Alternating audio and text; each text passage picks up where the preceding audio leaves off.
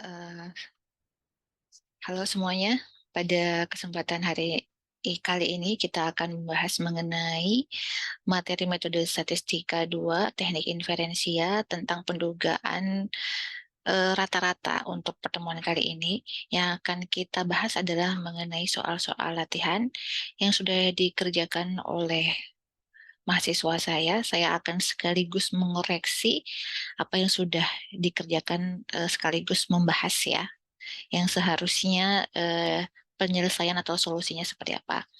Baik, kita mulai dengan soal nomor pertama. Soal nomor pertama, kita lihat soalnya bahwa dinyatakan bahwa suatu program diet baru dapat mengurangi bobot badan seseorang secara rata-rata, yaitu mengurangi sebanyak 4,5 kg per 2 minggu. Kemudian diberikan data tentang bobot badan 7 wanita sebelum dan sesudah mengikuti program diet ini selama 2 minggu periodenya. Jadi dari tabel ini diperoleh informasi mengenai berat badan 7 wanita sebelum mengikuti program diet dan sesudah mengikuti program diet. Nah, yang akan dikerjakan di soal ini adalah kita akan membuat penduga selang untuk selisih atau nilai rata-rata selisih berat badan yang sebenarnya yang diperoleh dari ketujuh sampel wanita ini ya, dengan tingkat kepercayaannya adalah 95%. Dengan asumsi bahwa berat badan tersebut mengikuti distribusi sebaran normal supaya kita bisa menggunakan teknik inferensia parametrik ya. Nah, dari soal ini kita harus identifikasi terlebih dahulu mengenai apa saja yang diketahui dari soal ini. Yang pertama adalah tentang informasi bahwa program diet tersebut bisa mengurangi berat badan sebanyak 4,5 kg.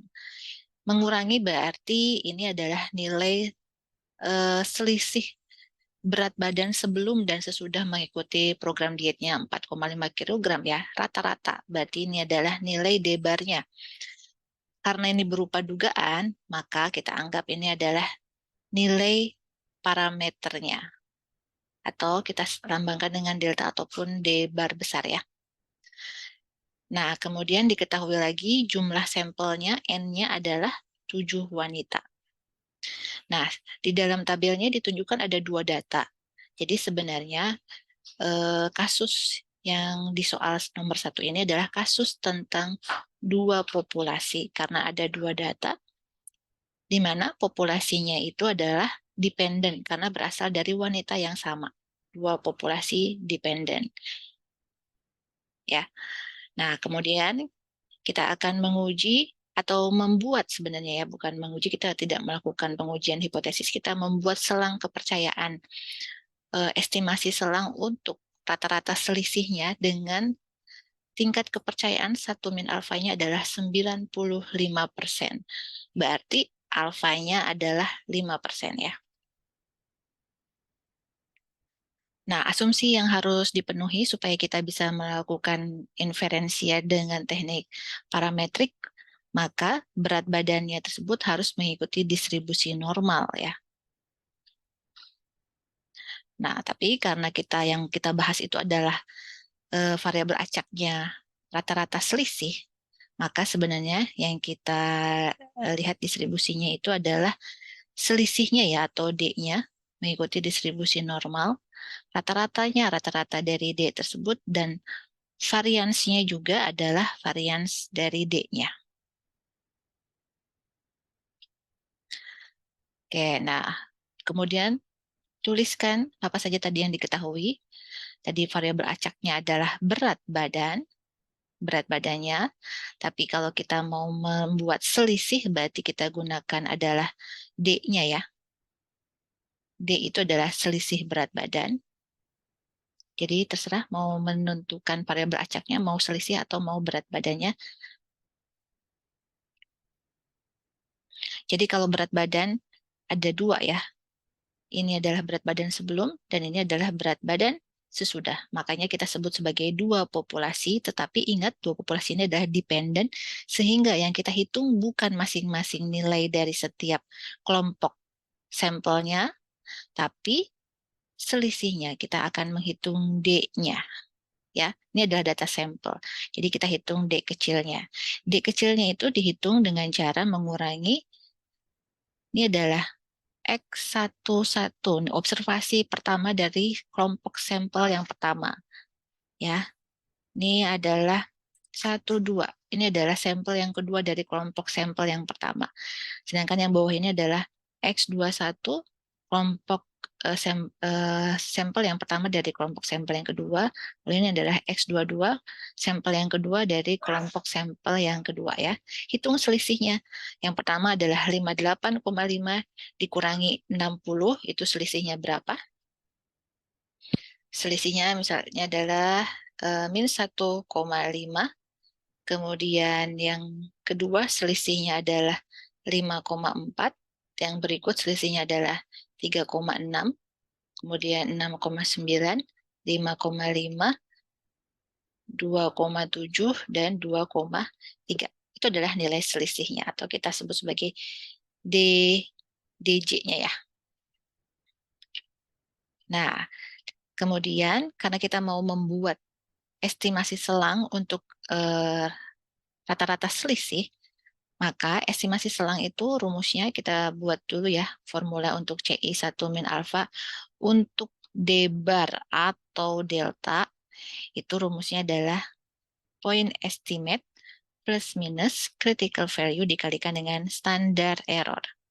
Point estimate-nya untuk D bar atau delta itu adalah D bar kecil atau rata-rata selisih sampelnya, plus minus critical value-nya karena jumlah N-nya adalah 7 dan parameter populasinya tidak diketahui, dalam hal ini adalah varians dari selisih berat badannya ataupun rata-rata berat badannya tidak diketahui, maka kita menggunakan T. Ya, digunakan T dengan degrees of freedom-nya N-1 untuk tingkat kepercayaannya tadi 95%, karena ini adalah dua arah, jadi kita pakai alfanya alfa per 2, dikalikan dengan standar errornya. Standar error itu adalah standar deviasi distribusi samplingnya, yaitu standar deviasi dari D-nya dibagi dengan akar N. Ya, oke. Berarti kita perlu D bar. D bar tadi sudah diketahui. Ini adalah nilai D bar harusnya ya. Ini adalah D bar. Kita ganti saja, jangan X bar, supaya tidak rancu dengan yang ini ya. D barnya adalah 4,5 kg. Kemudian parameter yang akan kita cari bukan mu, atau boleh mu, tapi yang lebih tepat adalah mu D-nya atau deltanya ya. Jadi rata-rata selisih berat badan. Kemudian critical value-nya kita menggunakan T bukan Z. Nah, T alpha per 2 untuk degrees of freedom-nya adalah N-1. N-nya tadi 7, berarti 7 dikurangi 1, 6, berarti alpha per 2-nya, alfanya adalah 5%, maka alpha per 2-nya adalah 2,5% atau 0,0025. Jadi nilai critical value-nya kita bisa lihat dari tabel T. Ya, kita bisa lihat dari tabel T.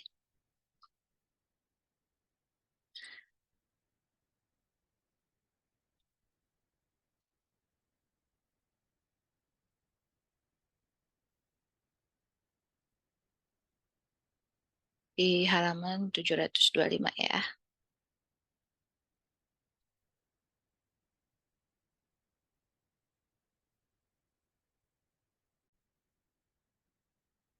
Nah, tadi degrees of freedom-nya yang dilambangkan dengan V, yaitu N-1-nya sama dengan 6. Lalu alfa per 2-nya adalah 0,025, 2,447. Maka seharusnya tadi nilai critical value-nya itu adalah 2,477 ya. Untuk T, degrees of freedom-nya 6, alfanya adalah 0,025.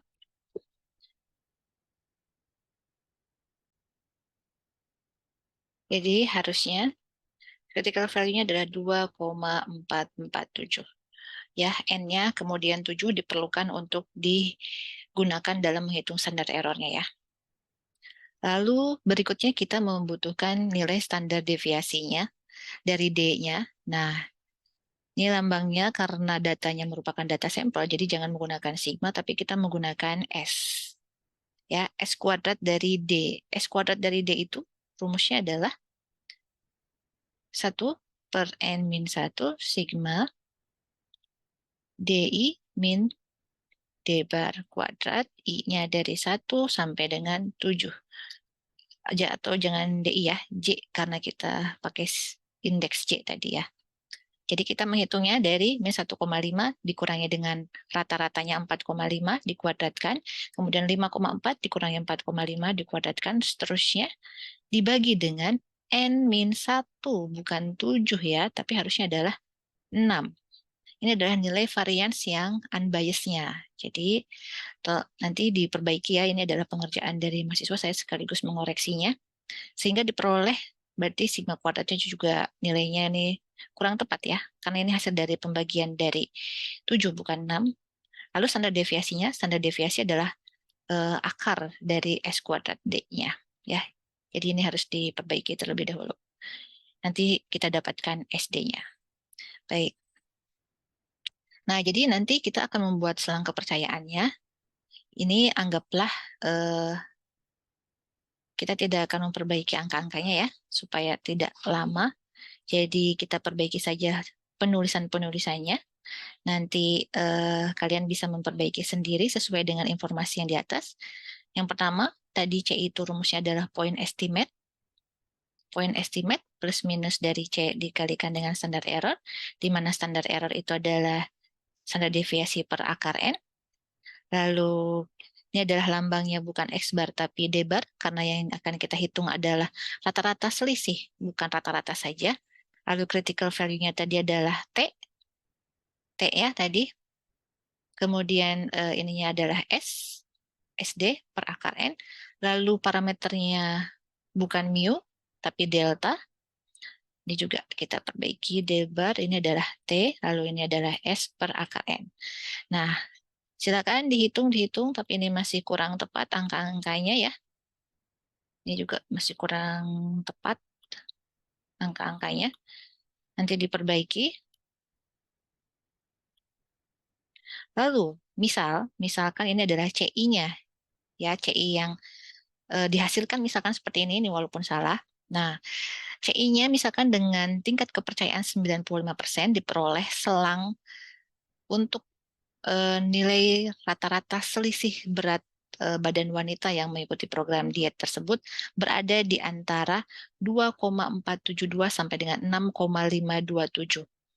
Nah, apakah dugaan yang menyatakan bahwa program diet tersebut bisa mengurangi sebesar berapa tadi? 4,5 kilogram itu terbukti di dalam penduga selang ini? Caranya adalah dengan mengetahui apakah selang tersebut memuat nilai yang diduga tadi, yaitu 4,5. Ternyata selang yang dihasilkan memang memuat nilai 4,5.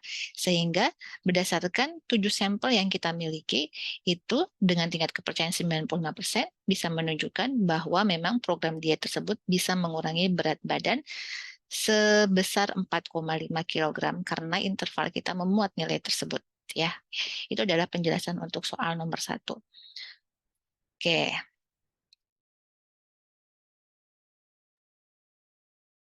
Baik, berikutnya kita akan membahas soal nomor 2, masih tentang penduga rata-rata ya, untuk dua populasi.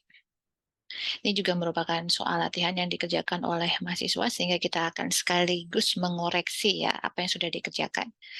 Baik, soalnya adalah, terdapat sebuah penelitian yang mencoba menduga selisih pendapatan rata-rata, selisih rata-rata pendapatan ya, antara pendapatan profesor di perguruan tinggi swasta dan juga pendapatan di perguruan tinggi negeri di suatu wilayah Virginia ya. Nah, kemudian diambil suatu sampel atau contoh acak, sampelnya harus acak, sebanyak 100 profesor dari perguruan swasta, di mana diperoleh informasi bahwa rata-rata bulanannya untuk profesor tersebut adalah $25.000 ya. Kemudian standar deviasi untuk pendapatannya adalah $1.200. Nah, berikutnya kita juga mengambil sampel acak atau contoh acak dari perguruan tinggi negeri sebanyak 200 profesor, di mana rata-rata pendapatannya adalah $26.000, dengan standar deviasi pendapatannya adalah 1.400. Kemudian kita akan membuat penduga selang untuk pendapatan profesor antara perguruan tinggi negeri dan juga perguruan tinggi swasta di Virginia ya, dengan tingkat kepercayaan 98%. Nah, kita akan kerjakan, pertama kita identifikasi sama seperti soal yang pertama tadi, kita identifikasi terlebih dahulu apa saja yang diketahui dari soal ini.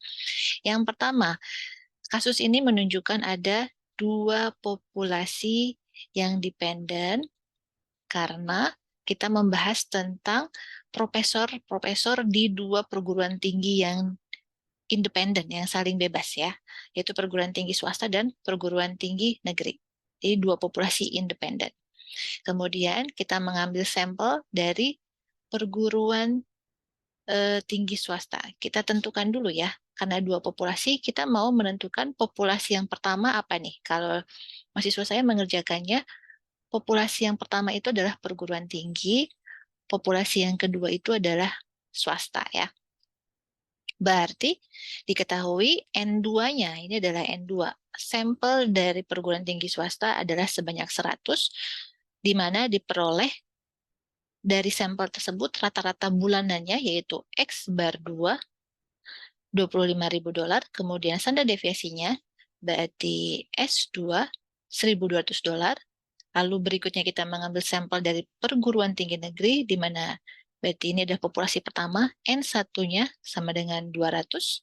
Kemudian rata-rata pendapatannya yaitu X bar 2, X bar 1 sama dengan $26.000. Kemudian standar deviasinya yaitu S1 sama dengan $1.400.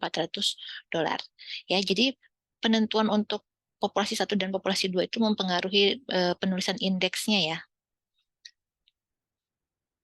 Baik, itu kita sudah tuliskan untuk diketahuinya ya. Tadi N1-nya, lalu rata-ratanya, pendapatannya, kemudian simpangan baku, bukan sigma tapi S ya, untuk menunjukkan bahwa ini adalah simpangan baku sampel.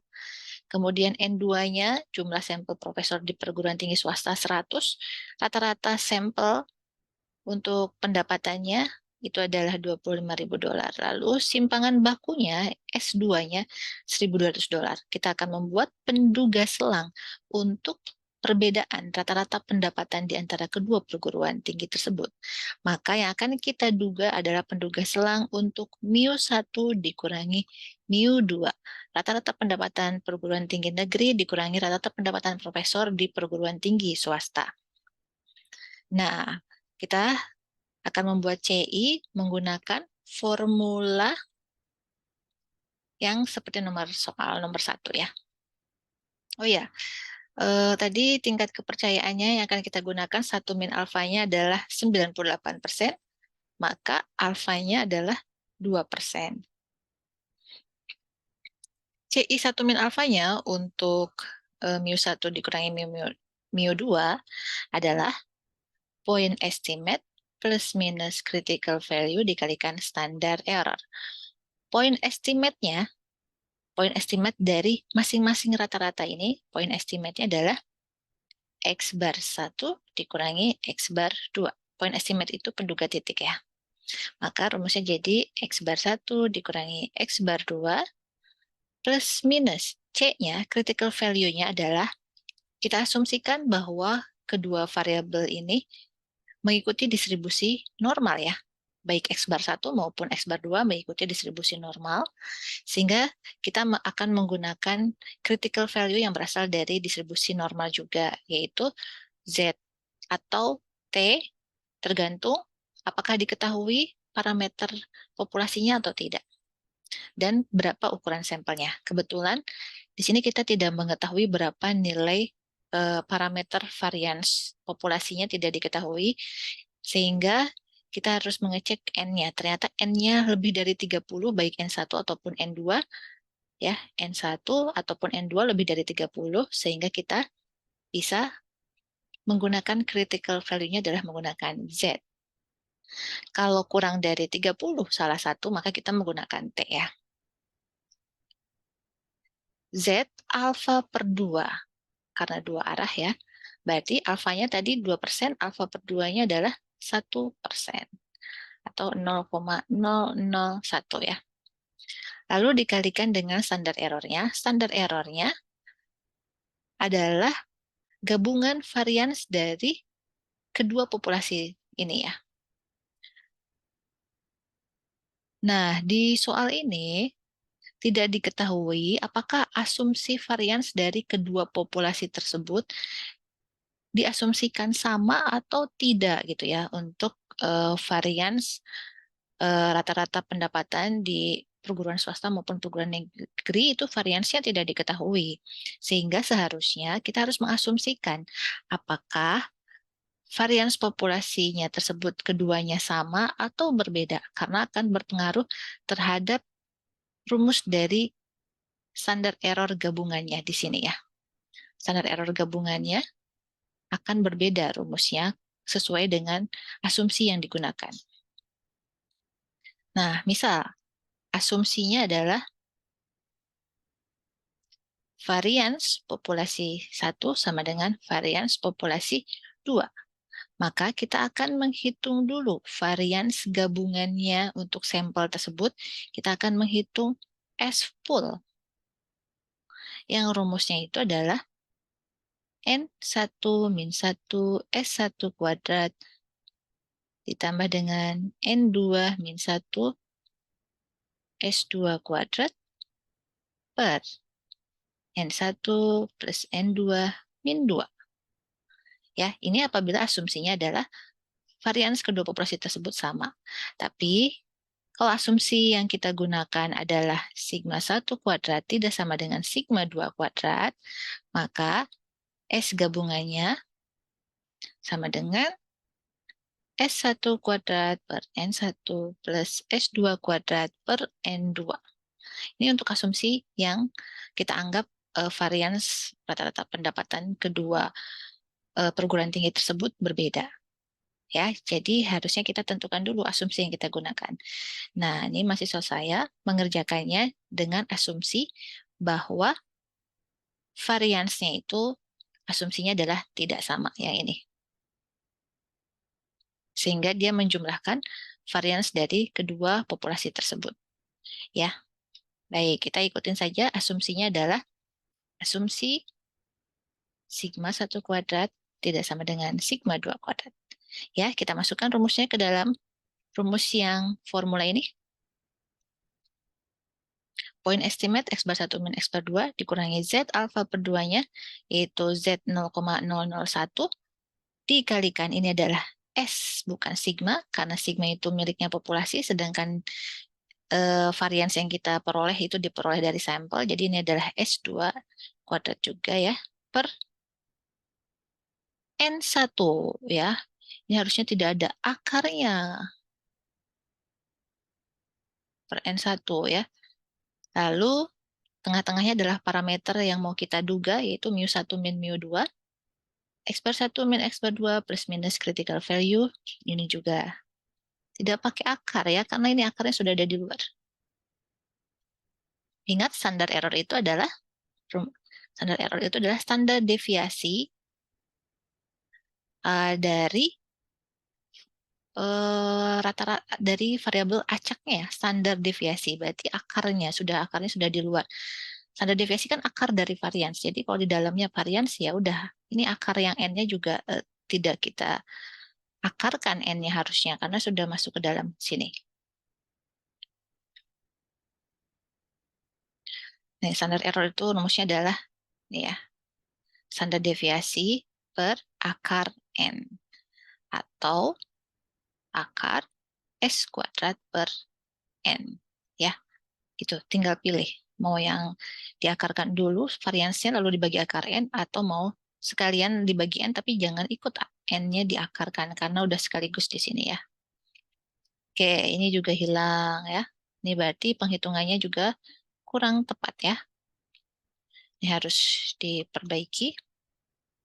Kemudian anggaplah ini hasil penghitungannya sudah benar gitu ya.